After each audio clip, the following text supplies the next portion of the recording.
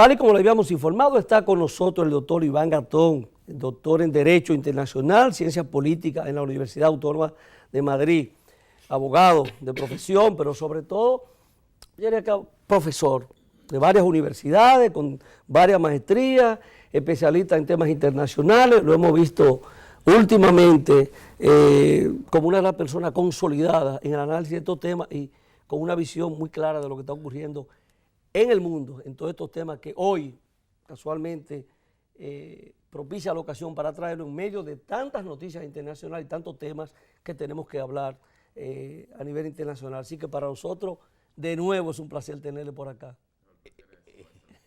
Pertenece a un círculo muy reducido en el país que dominan los temas internacionales. Así es. Y de ese pequeño grupo, ¿verdad? Mi experiencia para con él, entiendo que es de lo que de mayor dominio tienen de los temas internacionales. Entonces él viene, nos acompaña de vez en cuando acá. Sí, creo que es la cuarta ocasión que lo tenemos acá, que es un gran privilegio para este programa. Lo hacemos sacar ese tiempo.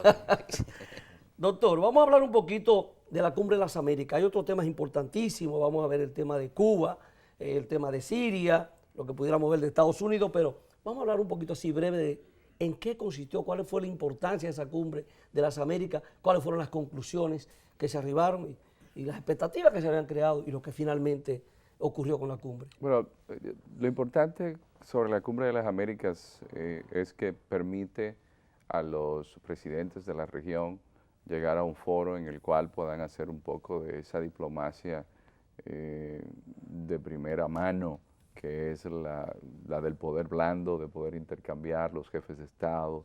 Había una agenda allí pautada para distintos temas, sobre todo con la gran expectativa de la presencia del presidente de los Estados Unidos, Donald Trump. Estas reuniones siempre tuvieron la presencia de un jefe de Estado de los Estados Unidos. Es la primera vez desde que se iniciara en el año 1994 en la Cumbre de las Américas en Miami, que buscaba también llegar a obtener ese objetivo de un área de libre comercio que llegara desde Alaska hasta Tierra del Fuego. Y desde esa fecha hasta ahora, el primero que se ausenta es Trump, porque se presenta la situación de Siria. Que se dice que es una excusa. Que se dice, él pudo haber manejado lo de Siria a través del Twitter. Pero se da el caso de que donde se va a celebrar la cumbre, que es Perú, el presidente Pedro Pablo Kuczynski tuvo que presentar su renuncia. Así es. Se dio una situación ahí un poco engorrosa ya a final de la preparación de la cumbre. También estaba el tema de que ahí hubo una situación con Venezuela, que el propio Kuczynski le había pedido que no asistiera a la cumbre. Y hay que tener en cuenta, estas cumbres, sus objetivos dependerán siempre del interés político de Estados Unidos, porque la Organización de los Estados Americanos entra en la esfera de influencia de Estados Unidos, que siempre ha apoyado, no solamente con su creación, que es una idea de Estados Unidos, que tenemos ahí que el primer secretario general es alguien que propone Estados Unidos, Lleras Camargo, un expresidente colombiano. Incluso la primera reunión fue en Colombia, coincidiendo con el Bogotazo el día que asesinan a Jorge Eliezer Gaitán, que era embajador de República Dominicana y representante ante esa conferencia, Joaquín Antonio Balaguer Ricardo, que era el embajador nuestro allá en Bogotá. Y coincidió en esa conferencia un jovencito del Partido Ortodoxo de Eduardo Chivas, que había buscado unas cartas de recomendación ante políticos de la región porque iba a salir de su pueblo o de su país hacia Sudamérica, y coincidió con el Bogotazo y llevaba una carta de Juan Bosch, y ese joven era Fidel Alejandro Castro Ruz, quien luego fue tomado preso por un incidente que ocurrió en el mismo Bogotazo. Entonces, es en esa cumbre de las Américas que nosotros citamos como la primera que se llevó a cabo, es Balaguer, cuando se hace la primera, quien también asiste en el 94, como presidente. Y siempre lo que hemos visto es que la Organización de Estados Americanos ha sido, digámoslo así, el foro internacional que ha permitido a Estados Unidos llevar a cabo políticas en la región sin tener necesidad de ir al Consejo de Seguridad de Naciones Unidas. Ahí lo tenemos con el caso de Guatemala, de Jacobo Arbenz. Tenemos el caso de República Dominicana para la invasión en el 65 también, que recuerden que aquí fue una fuerza interamericana de paz, y cuando el caso se llevó a Naciones Unidas, no se pudo discutir en el Consejo de Seguridad. Mire, la ausencia de Donald Trump se puede ver como un desprecio o un distanciamiento hacia América Latina, que no le importa un poco. No le interesa. No le interesa. No, mire, sucede lo siguiente. Perdón, profesor, ahí. Sí. Usted sabe que casi la mayoría de los analistas, digamos, de renombre de América Latina, coinciden con esa posición que Juan José acaba de decir, de que esa fue una forma de él demostrar su desprecio con América y que no le interesa a América Latina en ese sentido. Casi lo que yo leí, los poquitos que yo leí, casi todos coincidían en esa manera, que era una forma, digamos, de decirle, ustedes no me interesan.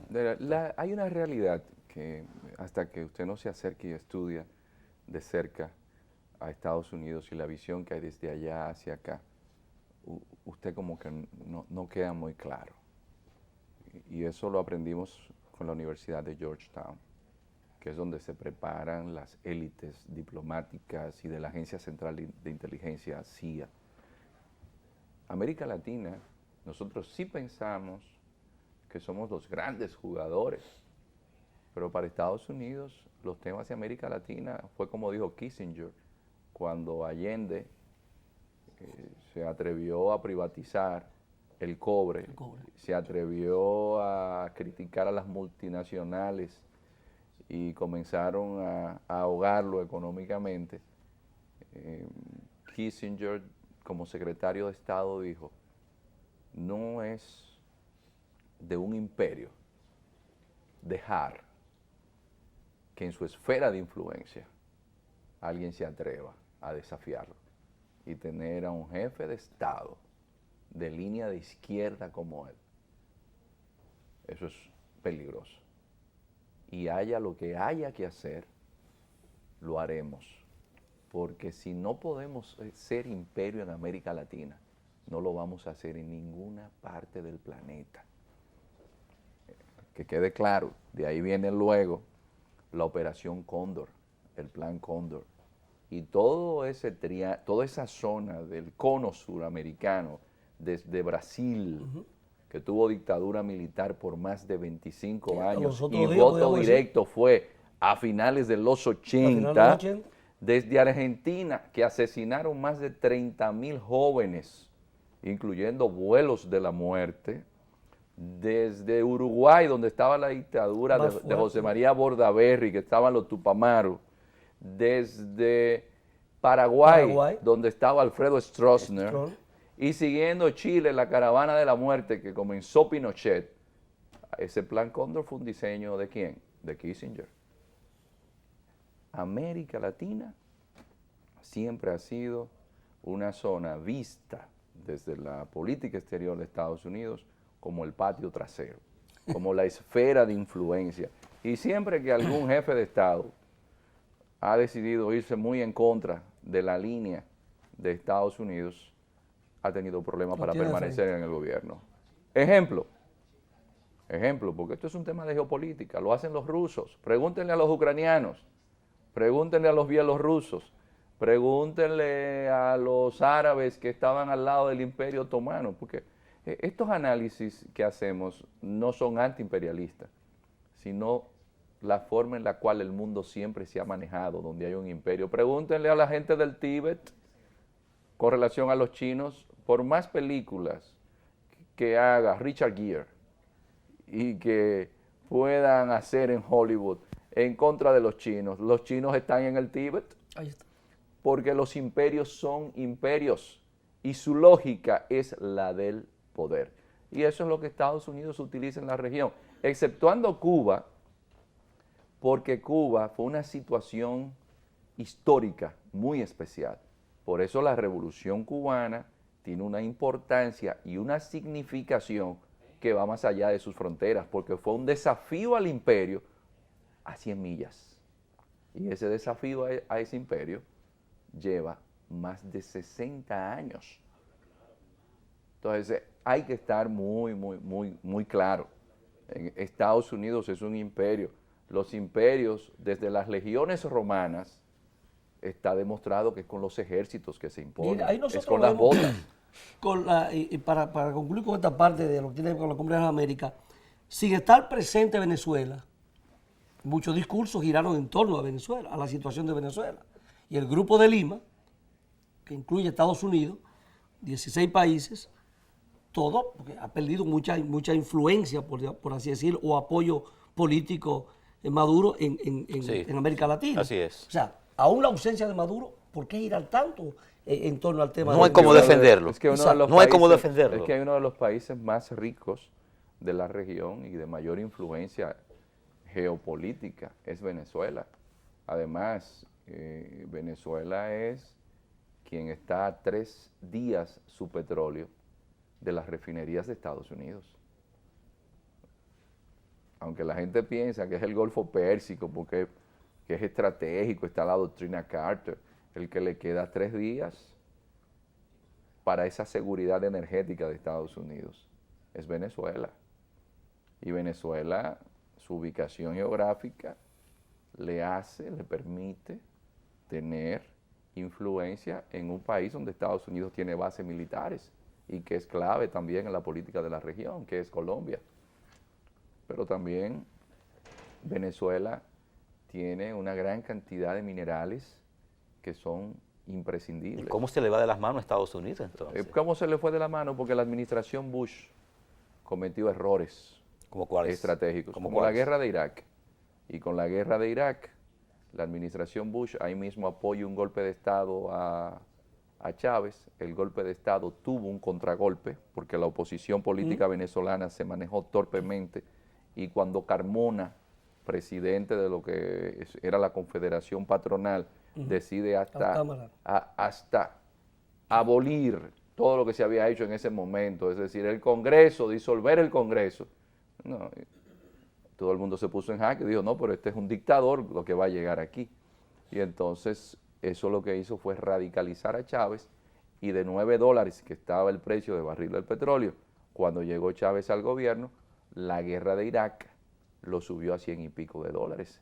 Y eso le dio flujo de caja a Chávez, que ya había tenido una huelga en PDVSA, que es una empresa que vende más de 1 millón y pico de barriles de petróleo diario a Estados Unidos, con un flujo de caja que de $9 se va a 100 y pico de dólares. Eso le dio a Chávez suficiente ingreso económico para financiar el movimiento al socialismo más en Bolivia, con un diputado y presidente de los cocaleros, que era Evo Morales Ayma, y le da el dinero para ayudar al ex secretario de Economía, al ex ministro de Economía del gobierno de Noboa en Ecuador, que es Correa. El dinero le da también para decirle a los Kirchner, después del corralito, ¿cuánto fue que te negó el Fondo Monetario Internacional por instrucciones de la administración Bush? 212 millones de dólares. Y por esos 212 millones de dólares tú llegaste al corralito y esto hizo caer al gobierno de la Rúa. No, yo te voy a prestar más de 4.000. Y Chávez le pudo prestar más de 4.000 millones de dólares a los Kirchner, al gobierno de los Kirchner, y también abastecerle del gas que necesitaba. Pero no nos vayamos lejos. La solidaridad de Chávez con los precios del petróleo a 100 y pico de dólares ayudó al gobierno de Leonel Fernández, porque Petrocaribe le dio una oxigenación económica que se necesitaba. Pero cuando usted va a Nicaragua, el hecho de que Daniel Ortega pudiera reelegirse, estuvo en unas plantas eléctricas que resolvió el problema de los apagones en Nicaragua. ¿Y quién lo dio? Eso fue Chávez. Por eso ustedes ven en Managua unas imágenes de Chávez en bombillos de colores con su boinita roja, porque el hombre realmente utilizó el petróleo como una forma, o los ingresos del petróleo, como una forma de hacer política. Una mala decisión de la administración Bush fue lo que terminó de dañar las relaciones de Estados Unidos con China al momento de entrar un avión espía a territorio chino, que los chinos lo desmantelaron. Y luego una falta protocolar de Bush de jamaquear, alar por el saco en una visita oficial al premier chino Hu Jintao. Y eso fue visto como una falta de respeto. Mire, para no salir de la cumbre, y tenemos que hacer una pausa obligada, brevemente el tema, el discurso del presidente en ese escenario, del presidente Medina. ¿Cómo usted vio la comparecencia del presidente? Entonces, la comparecencia del presidente muy ajustada a lo políticamente correcto dentro de lo que permite el escenario. El escenario. Sí, realmente nosotros hemos visto que las posiciones del presidente en los foros internacionales son de lo más políticamente correcta posible. En eso al presidente no se le puede, o a la gente que trabaja con el presidente, todos estos temas. Y eso le ha permitido también al presidente una buena imagen que también ha sido consolidada a partir de que a través del sistema interamericano de integración del SICA, ya nosotros hemos tenido la presidencia y la forma en la cual él se ha manejado no ha dejado dudas. De hecho, República Dominicana, dentro de ese sistema, en la actualidad, uno de sus principales funcionarios es un dominicano. De hecho, la influencia nuestra y la administración Medina, no nos podemos quejar en ese sentido. Mire, con su anuencia, vamos a hacer una pausa y entonces retornamos conversando de otros temas también muy interesantes, temas internacionales. Vamos a hablar del caso de Siria. Así que pausamos y en breve retornamos con el doctor Iván.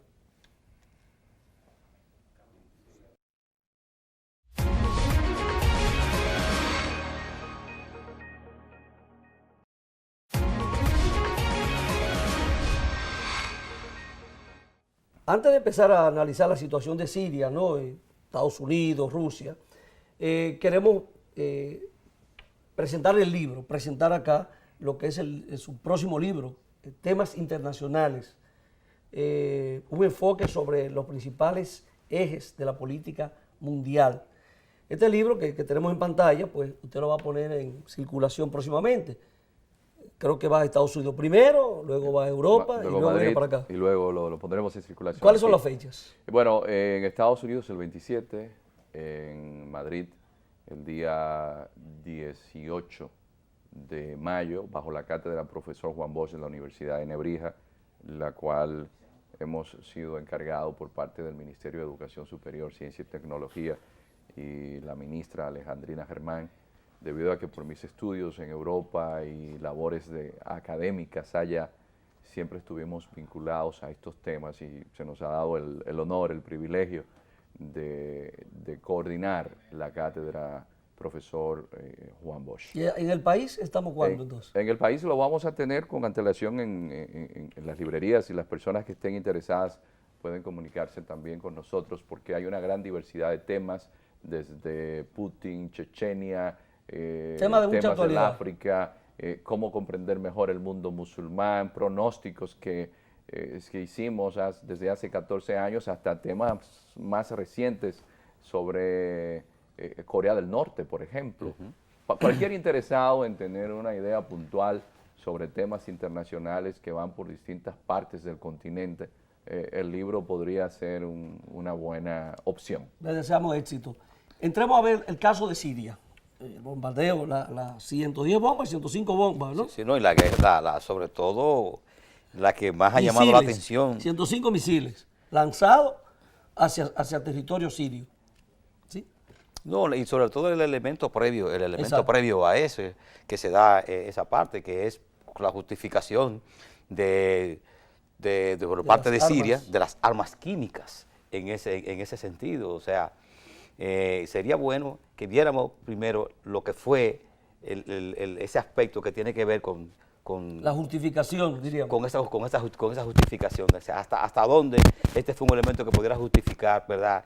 Esa confrontación tan fuerte que se ha dado ¿verdad?, con Siria y todo ese bombardeo por parte de los Estados Unidos, unido con, digamos, con Francia, Inglaterra en este momento. Bajo el Sin autorización del Congreso de los Estados Unidos y sin Sí. ¿Qué el Consejo impacto el Consejo podría de Seguridad de tener? Naciones Unidas. Bajo el contexto de las primaveras árabes, en el año 2011 se inicia un levantamiento en Siria. Ese levantamiento contó con el apoyo de Arabia Saudita, de Qatar, contó Son los con el aliados de Estados apoyo de Unidos. Estados Unidos, pero sucede que de esos que se apoyaron hay un grupo que se llama Al-Nusra, y Al-Nusra es la sucursal de Al-Qaeda en Siria. Entonces nos encontramos que de ese acápite se desarrolla entonces un estado que es el del ISIS. Entonces vemos, y por eso es que viene el problema de Siria, que de los que Occidente estaba apoyando es que surge el estado terrorista del ISIS. Entonces, una política que entonces en Occidente, por ejemplo, las mentes sensatas como el Vaticano, que sabe que las mujeres cristianas están siendo vendidas y las yazidíes en $130 porque son cristianas y que saben que no van a dejar a un cristiano vivo, los sunitas, wahabitas, extremistas del ISIS que Occidente apoyaba en contra de Bashar al-Assad, auspiciado por Estados Unidos, auspiciado por otros sectores. ¿Qué pasa? Dicen, no, pero nosotros tenemos aquí, como cristianos ortodoxos, los rusos, una base naval, una base aérea, y dicen, no, déjame yo apoyar. Cuando viene el incidente de las armas químicas, se hace un arreglo y la Agencia de Naciones Unidas para las Armas Químicas supervisa, y me tocó verlo en Ginebra, porque vi al encargado, nos hospedábamos en el mismo hotel, el Hotel El Edén, frente a la Organización Mundial de Comercio, que por labores mías tenía que estar yendo a Ginebra, y Larijani era el encargado de esas negociaciones con los distintos grupos de Siria, y se llegó a la conclusión de que Siria entregara las armas químicas y se supone que fueron entregadas. Entonces, el incidente de las armas químicas es un poco cuestionable porque en las dos ocasiones que ha ocurrido, ¿no? No, sobre todo ahora. Sobre todo ahora. Porque más que nunca, desde el 2011, ahora es que el gobierno sirio ha podido ir retomando gran parte del territorio. Entonces me conviene lanzar armas químicas. Que era el único reducto que quedaba en la ciudad de... Es como cuando yo he ido ganando posiciones, ¿por qué no se hace una investigación exhaustiva y nosotros descubrimos realmente qué sucede? El problema sirio es muy, muy complejo porque los rusos no van a dejar que le quiten ese espacio que ellos tienen ahí. Los iraníes que tienen tropas del Pasdaran o el ejército revolucionario iraní en Siria, pero también el Hezbollah, que dirige Hassan Nasrullah, y que tienen tropas en territorio sirio. No es verdad que como chiitas van a dejar que los sunitas, que son de una vertiente, que son enemigos desde la muerte del profeta Mahoma en el 632, que es cuando muere el profeta. No me digan que van a dejarle ese espacio. Entonces, evidentemente, se complica más porque están los turcos. ¿Qué pasa? El gobierno de Erdogan, su principal problema como terrorismo es los kurdos. Pero los kurdos tienen apoyo de Estados Unidos y los peshmergas kurdos son de los mejores soldados que hay en la región. Pero los kurdos tienen una buena población en Siria que hace frontera con Turquía, pero los turcos no quieren el apoyo que se le está dando a los kurdos, porque los turcos tienen 14 millones de kurdos viviendo en su territorio. Imagínense.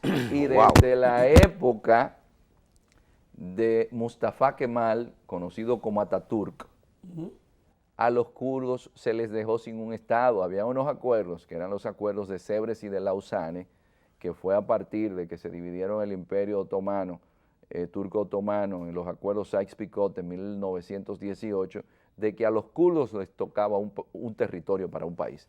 Pero se quedó una parte en lo que hoy es Irak.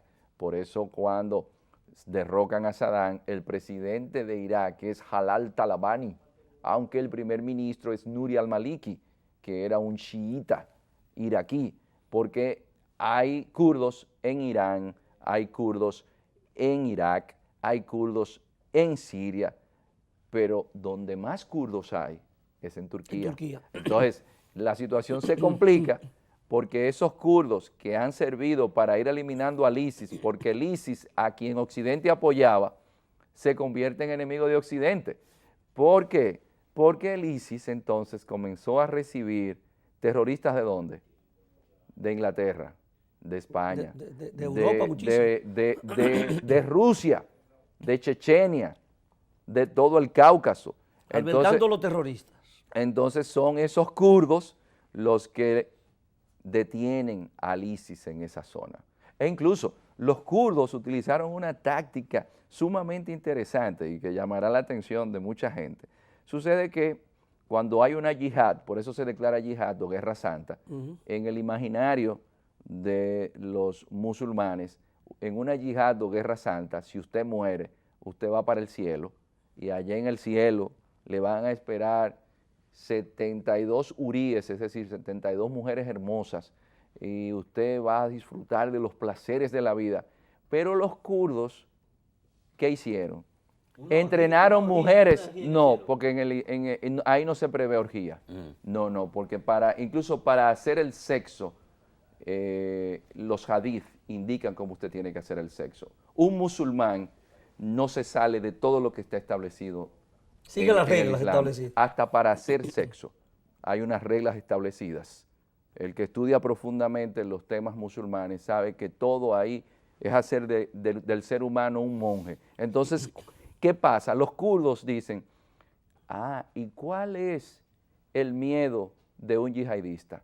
Como las mujeres no son tomadas en consideración, el yihadista, según la tradición o la creencia, que es asesinado por una mujer, no va al paraíso. Entonces buscaron mujeres soldados. Entonces esto creó un pánico en las tropas del ISIS con todas estas muchachas kurdas en el ejército, en la guerrilla, disparando, y todos se cuidaban de que no fuese una mujer kurda que los matara porque no van para el paraíso. Entonces esto resultó ser de lo más interesante. Son de esas cositas que se dan, que por eso hay que estudiar sociología, porque la sociología permite comprender. Dijeron, pero mira, Arabia Saudita una mujer no puede ni siquiera andar por las calles sola, porque no lo permiten. Las mujeres son puestas a un lado, pero los kurdos no. Los kurdos dijeron, no, aquí, aunque nosotros seamos musulmanes sunitas, vamos a poner a las mujeres a que se entrenen. Y comenzaron a mandar mujeres a pelear en contra del ISIS, y toda la parte que ustedes ven en la frontera de Siria con el norte de Siria, ahí con Turquía, esa parte fue recobrada por kurdos. Y ahí se complica la situación. Mire, yo quiero saber así brevemente. Brevemente, la reacción de Rusia. Uno esperaba 105 misiles que llegaron muchos fueron interceptados, se dice, por el mismo ejército sirio, que llegaron a territorio sirio. Uno esperaba como que la reacción de Rusia iba a ser otra. ¿Qué pasó ahí? Aquí hay un cuestionamiento a esa acción conjunta de Estados Unidos, Inglaterra y Francia, pero uno pensaba que la reacción de Rusia iba a ser diferente. Uno de los juegos más antiguos de la historia de la humanidad es el de la cuerda, donde unos se ponen de un lado a alar y otros del otro lado a alar. Y sucede que en el juego de la cuerda también hay que tener equilibrio, porque si usted ala muy fuerte, se caen todos. Actuó con inteligencia. Entonces, Putin se ha estado manejando, y esto es importante que lo vayamos viendo, la guerra mediática en cuanto a presentación de un imperio que tiene un hombre que sabe manejarse políticamente en lo correcto. Y poco predecible. La tiene Putin. Porque fíjense cómo ustedes, Nikki Haley, la representante de Estados Unidos ante las Naciones Unidas, habla incluso de unas sanciones a Rusia y después de allá arriba Dicen le dicen no. que no, que eso no era así. Entonces, cuando usted ve que el aviso de los ataques se da por Twitter y después se dice que no se va a atacar, eso lo que provoca es una sensación de que en Rusia sí tenemos, esa es la percepción, sí tenemos a un hombre de Estado que está en la mesura que, oigan, señores, Putin es el que está llamando al respeto del derecho internacional y dice que hay una violación flagrante y que si el orden del derecho internacional se rompe, el mundo va a caer en un caos. Oiga, ¿quién es que está advirtiendo eso? Entonces, hay que tomar en consideración que Rusia está jugando no solamente al aspecto militar, sino a algo fundamental, al aspecto político. La situación siria no tiene solución militar, tiene situación política. Mire, vamos a ver el caso de Cuba brevemente. Una transición, se habla de la transición, aunque algunos piensan que no es ninguna transición, pero la salida de los Castro, 60 años después, 2 periodos que tuvo Raúl Castro, y ahora tenemos un nuevo presidente que era el primer vicepresidente, que es Miguel Díaz-Canel, asume la presidencia de Cuba por la Asamblea Nacional, 600 diputados, en un sistema muy diferente al que conocemos por estos países. ¿Qué va a pasar en Cuba? ¿Cuáles son las expectativas que hay? Ya vimos el discurso, ¿no? En la misma línea de los Castro, un país socialista, cambiaremos alguna cosa, pero bueno, ¿qué usted cree que va a pasar en Cuba a raíz de la salida? Sigue en el partido, Raúl Castro sigue siendo el jefe del Partido Comunista. ¿Qué pasará? ¿Cuáles son las expectativas que tenemos en Cuba con este cambio que se da? Pero siempre con la Revolución Cubana se ha tratado de colocar como si fuese la figura de Fidel solamente, la figura de Raúl, la que puede mantener un régimen. El periodo especial, cuando Rusia se queda a la deriva, sin el apoyo de los soviéticos, en una isla que hay que llevarle de todo, que ya no tiene el trueque de energético por azúcar, demostró que se fue todo el mundo comunista. Sin embargo, la Revolución Cubana quedó. Hay un trabajo que mucha gente pasó por alto y es el nivel de adoctrinamiento, el nivel también de compromiso que mucha gente tuvo con esa revolución.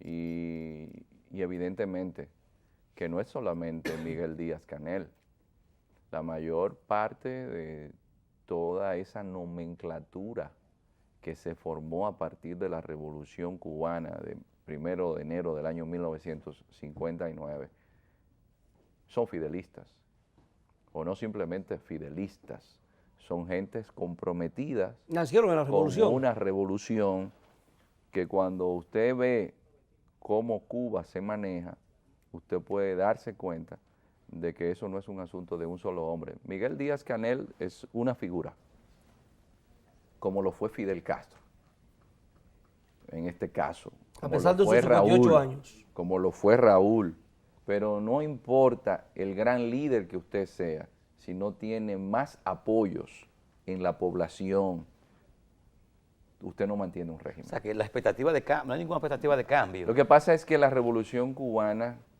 surgió con unos elementos que le dieron unas características y unas peculiaridades, muy especialmente a partir de Playa Girón o Bahía de Cochinos, que eso fue un antes y un después, muy especialmente después de las crisis de los misiles. Los cubanos, por más que querramos o no, a partir de estos acontecimientos, el bloqueo, si bien es cierto que no comulgan con el régimen por los errores que ha cometido, se sienten más identificados con mantenerse pasando sus trabajos con el régimen y que no caiga, a ser totalmente dependiente de alguien que llegue a tenerlos, como fue en su ocasión Cuba, un burdel, donde la mafia estadounidense se repartía los espacios, y eso lo vemos en la película del Padrino. Correcto. Que era un espacio, eso era Cuba. Cuba no era proyecto como país. cuando Batista, porque un proyecto de casinos, prostitución, no puede ser proyecto de país. Entonces, hay que estar claro de que la Revolución Cubana representó en su momento un ejercicio de decencia, digámoslo así. La Revolución Cubana representó una utopía, no en contra de Estados Unidos, sino en contra de un régimen corrupto como el de Batista, donde doña Marta, la esposa de Batista, cobraba dinero de los prostíbulos, donde la juventud cubana que llevó a cabo ese proyecto era una juventud ni siquiera de abajo, porque estamos hablando que Fidel Castro era hijo de un rico terrateniente y no era de izquierda, señores. La Revolución Cubana viene de la línea del Partido Ortodoxo de Eduardo Chivas, al cual pertenecía Fidel. Se radicaliza después que la administración de Eisenhower, y muy específicamente Nixon como vicepresidente, le hacen un desaire a Fidel, cuando Fidel Castro, señores, quien lo hizo famoso fue Herbert Matthews, del New York Times. Fidel Castro, cuando gana, es recibido en la Quinta Avenida. Fidel Castro no era comunista, Profesor. pero se dio una situación que llevó a este punto, y los rusos entonces, en un cambio geopolítico, que los rusos en lo que fue la repartición del mundo en Potsdam, nunca se imaginaron que le iban a dar a Cuba a 100 millas de Estados Unidos para tenerlo de vitrina. Y cuando los rusos vieron, pero esto es un regalo, y por eso los rusos dijeron, no, pero, y ahí llega una figura que es Anastas Mikoyan, que era el vicecanciller ruso, y ese es el hombre que hace el contacto para que los cubanos se monten entonces en el proyecto ruso. En definitiva, que la Revolución Cubana, dada la situación que vimos en el periodo especial, la caída del muro de Berlín, la implosión de la Unión de Repúblicas Socialistas Soviéticas y la forma en la cual se ha ido manejando, no importa que sea Miguel Díaz-Canel, no es el hombre. Hay muchos más ahí que van a seguir la misma línea política dura de un partido comunista que, como alguien bromeaba en su momento, si Napoleón hubiese tenido la capacidad de poder manejar, bueno, no la capacidad, la oportunidad de tener medios de comunicación y manejar a las masas de la forma que lo hizo Fidel Castro, nadie hubiese creído que perdió en Waterloo, porque si hay un hombre que pudo hacer de sus derrotas victorias, ese fue Fidel Castro. Profesor, el mundo ya demostró, con todo lo que fue la Unión Soviética, lo que fue China, que el comunismo, ya como forma de vida de la humanidad, fue un fracaso. Insistir sería, digamos, un aspecto inteligente de lo que es la realidad de hoy, insistir en un modelo que ha fracasado. Y ha fracasado de manera tal que lo que era la potencia, que fue la que tuvo siempre al lado y a través de ello pudo la Revolución Cubana de alguna manera mantenerse por muchos años, que es la Unión Soviética, ahí está esa realidad. Yo no creo sensato entonces, ¿por qué insistiendo en un pueblo? ¿Verdad? Insistir en un pueblo, una forma de vida que a la humanidad, en los ensayos que ha habido, no los llevó a ninguna parte. Pero recuérdese que en Cuba el partido, al igual que China, es el único partido que tiene un ejército a su disposición. Y entre ejército y partido hacen un anclaje de poder que es muy difícil entonces, sin armas, usted sacar un gobierno. Y hay otro elemento fundamental que mucha gente pasa por alto. El nivel de formación y adoctrinamiento que existe en Cuba es de los primeros que usted se va a encontrar en el planeta. Y eso no se logra un cambio, y por eso es tan rápido, y por eso Cuba está ahí. Y déjeme darle un dato. Cuba se maneja en relaciones internacionales como si fuese un imperio, a pesar de ser un país pequeño.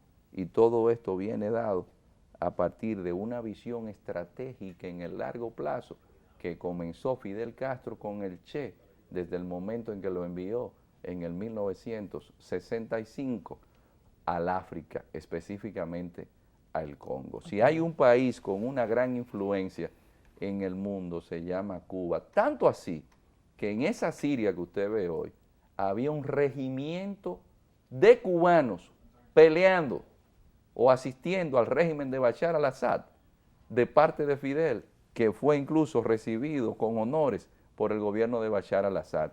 Cuba, señores, no es simplemente lo que nosotros podamos obtener a través de esas visitas que hacemos, que nos duele ver las precariedades materiales.